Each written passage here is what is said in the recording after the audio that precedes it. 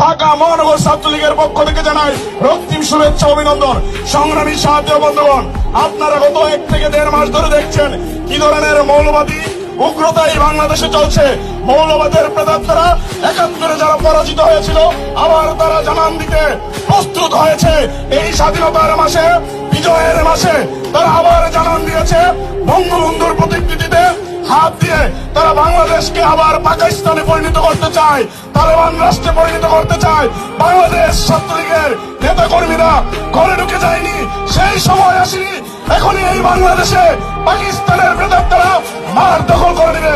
সংগ্রামের সাথী বন্ধুগণ, আপনারা জানেন মুমিনুল হক ওয়াজ মাহফিলে যে রাজনৈতিক কথা বলে, আমি তাদেরকে জিজ্ঞেস করতে চাই, কোরআনের কোন হাদিসে লেখা আছে ওয়াজ মাহফিলে টাকা চুক্তি করে ওয়াজ মাহফিলে দেখতে হবে?